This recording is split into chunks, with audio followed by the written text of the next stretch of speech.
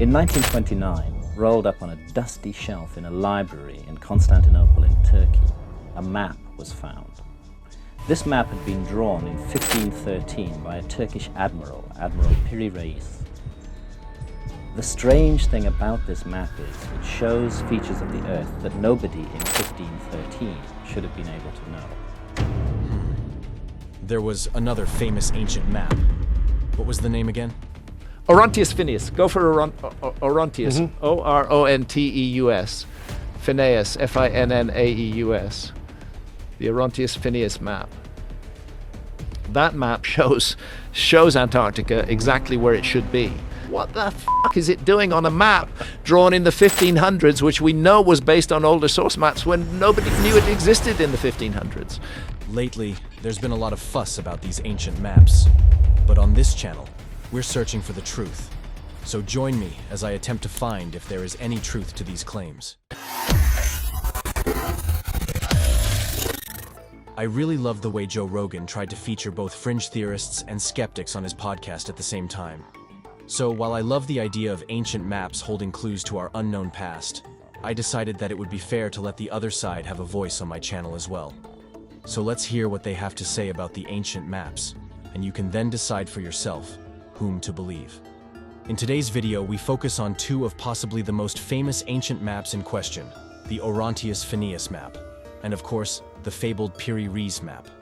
Let's start with the former one, or as the MiniMamine guy likes to call him, Oronsfine. I don't know why I did the Italian hand gesture carried over a little bit. Oronsfine. Fuck me. So right off the bat, the Fingernail Guy makes his stance clear. Old maps suck. They frequently show inconsistencies from modern maps that are derived from errors that occur when you try and map an entire planet using a pencil. Many of the times, these errors are just cause for a good laugh, if nothing else. Like this map, which shows California as an island, which is wrong. Or this map, which shows the non-existent Appalachian Lake. How you accidentally find an entire lake that doesn't exist, I could not tell you. Okay, so even though his fingernails are as cringy AF to me personally, this guy is pretty funny. He even compares these ancient maps with a drawing he made when he was 10 years old. Pretty funny, I must say.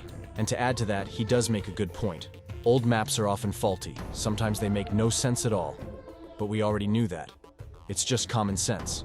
Let's see what else he has to say. Conspiracy theorists today will continue to cite these outdated and erroneous maps to perpetuate the existence of everything from ice-free poles to entirely lost continents. Now, it has already been proven that at least Antarctica was once a lush savanna with rivers, lakes, mountains, valleys, and even a lush rainforest. Hence, it was ice-free at some point.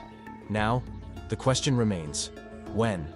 By some accounts, it was like that 90 million years ago, long before humans even existed. But let's see what he has to say about Orontius Phineus. This particular map has been cited by pseudo-archaeologists like Graham Hancock and the other guy whose name I forget because I'm not looking at my script, Graham Hancock and Charles Hapgood, to argue that the South Pole had not only been known about and mapped for hundreds if not thousands of years longer than we've been taught, but also that at some point within this time span it was ice-free. The Fingernail Guy then explains how Hapgood used the map to develop his pole shift theory. And as you probably know, Hancock followed this line of thought for a while, but later switched his efforts to the younger Dryas impact theory. But let's get back to the MiniMamine. Oh, the Fingernail Guy. In his video, he gives a brief biography of Orontius Phineus, who was born to a French family of doctors back in 1494. He became a doctor as well, but he also dabbled in cartography and astronomy. In 1531, he created his famous map, which was a compilation of a number of older maps he could get his hands on. He would compare the maps and find inconsistencies which he would then remove. But this process also produced new errors sometimes. The biggest error, according to the Fingernail Guy, is a continent dubbed Terra Australis, also known as the southern land found recently, but not fully known. Now, to a layman such as myself, the shape of this continent very roughly resembles that of Antarctica, and it is in the right place. But the name clearly suggests that what Orons was actually drawing was Australia. He just blew it out of proportion and put it in the wrong place. Well, he even wrote that it wasn't yet fully known. However, the first documented landing of a European on Australian soil was in 1606. There was a theory that the Portuguese discovered it in 1520, and that might be what Fine is talking about, but my guess is as good as any. As for the Fingernail Guy, he goes on a tangent against the climate change deniers and goes as far as involving the Ku Klux Klan and talking about sodomy in bathhouses. But we're not gonna go there. At least not today. So let's see what he attempts to summarize at the end. When taking all of this into account, it is clear that this map does not depict Antarctica nearly as clearly as conspiracy theorists would like you to believe. He further corroborated that a part of the continent depicted on the map is actually a part of the Australian coast. The other part of it seems to show the northern coast of Terra del Fuego in South America, which was just starting to get mapped at the time. So is it possible that Fine just combined what was known at the time into one huge continent? To be honest, it's quite likely true.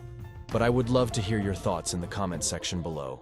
Right now, I want to switch to the other map in question, the one that sent me down the rabbit hole of lost history and forgotten civilizations, the Piri race map.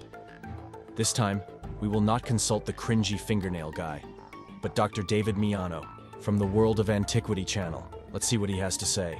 So the basic question, I guess, is whether the Piri Reis map has ancient origins. As I understand it, Graham Hancock picked this idea up from a book by Charles Hapgood titled Maps of the Ancient Sea Kings, which argues not only that the map has information in it, thousands of years old, but also that it is a piece of evidence that a lost advanced civilization existed before the last ice age. In a clear academic fashion without too many embellishments, Dr. Miano goes on to explain that Piri Reis was a Turkish sea captain who loved collecting charts and drawing maps, which he would usually give to the Sultan as a present. He created the map everyone is so amped about in 1513 and gifted it to Sultan Selim the Conqueror. The map was a so-called portolan chart, which was a novelty at the time, as it relied on the use of a magnetic compass. Most of the graphical symbols, colors, and illustrations that you'll see on the Piri Reis map, such as the depiction of people and animals, are typical of portolan charts. As is the lack of latitude or longitude markings. They didn't have that at the time. I like the way Dr. Miano goes into detail explaining, from a historical point of view, the context in which these maps were created. He even talks about the Mappae Mundi, or medieval world maps, which were used by Piri Reis. The historian confirms that the map maker did indeed rely on ancient maps. But, as he says, the world maps of old were something completely different. They were like little encyclopedias of medieval knowledge. Anyway, he continues, the hand of this poor man has drawn it, and now it is constructed from about 20 charts and Mappae Mundi. These are charts drawn in the days of Alexander, Lord of the Two Horns, which show the inhabited quarter of the world.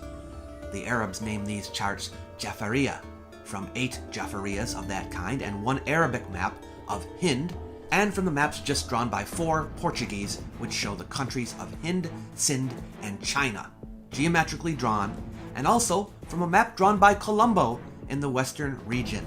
By reducing all these maps to one scale, this final form was arrived at, so that the present map is as correct and reliable for the 7 seas as the maps of our own countries are considered correct and reliable by seamen. So, according to Piri Reis, the map was compiled from 14 charts. Since he had 20 documents, the Mappae Mundi must have been the other 6. The ones that Hancock and the others are so puzzled by are the ones that originated from Alexander the Great. These are the ancient maps that, in their opinion, seem to depict Antarctica. Dr. Miano claims that these are most likely maps drawn by Claudius Ptolemy, one of the greatest ancient cartographers, who lived in the 2nd century AD, some 600 years after Alexander the Great. Even so, these were, of course, not original, but copies, as he says, many generations down. So 14 charts and 6 Mappae Mundi make 20.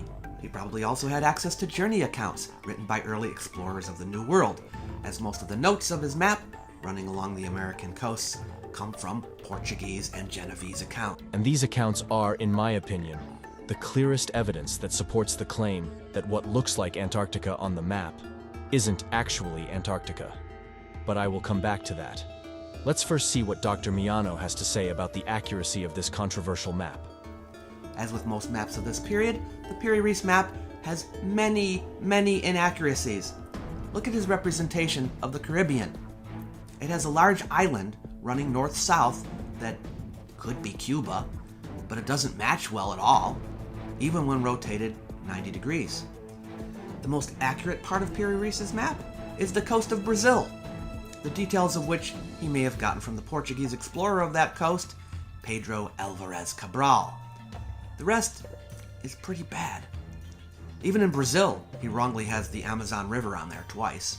Sure, even the fringe archaeologists realized that these maps were very rough representations and mostly full of errors.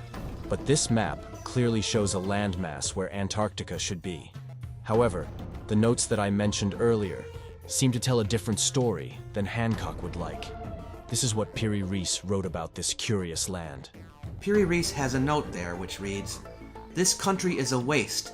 Everything is in ruin, and it is said that large snakes are found here. For this reason, the Portuguese infidels do not land on these shores, and these are also said to be very hot." Not a very accurate description of Antarctica. The note just here to the left, also apparently in Antarctica, reads, "And in this country it seems that there are white-haired monsters in this shape, and also 6-horned oxen. The Portuguese infidels have written it in their maps." Now, the first one actually reminds me of Ilha da Queimada Grande, off the coast of Brazil, more commonly known as Snake Island. But the clue hidden in plain sight is the fact that Piri Reis knows that the Portuguese have landed on these shores. That could only be the shores of South America. Also, Dr. Miano has an issue with Hapgood's theories. He disregards the notion that Antarctica had a warm climate tens of thousands of years ago, but rather millions of years ago. A study by scientists at Yale discovered that Antarctica was about as warm as California in the Eocene period, 40 to 50 million years ago. And another study by scientists from the UK and Germany suggested that Antarctica was a tropical rainforest in the Cretaceous period, some 90 million years ago. Okay, so what was Piri Reis drawing then? Well, according to Dr. Miano, it is possible that he got the idea from earlier, classical maps. In fact, he claims there are other maps from the 16th century that show a landmass connected to South America. The reason for this is because an imagined southern land appears in ancient classical sources. This was not a land that had been discovered, nor was it a land that is depicted or spoken about in pre-classical sources. It was a land that the Greeks simply surmised existed. They supposed many fabulous lands to have existed that never did. They just happened to get lucky here. That sounds a little too convenient, doesn't it? That way, they can patch up any plot hole they come upon. Since thousands of books containing ancient knowledge have been lost each time the Library of Alexandria was put to the torch, we may never know how much the ancients exactly knew about our world. But it is the not knowing that makes history and archaeology so interesting. So join me in seeking the truth. Who knows what we might find next?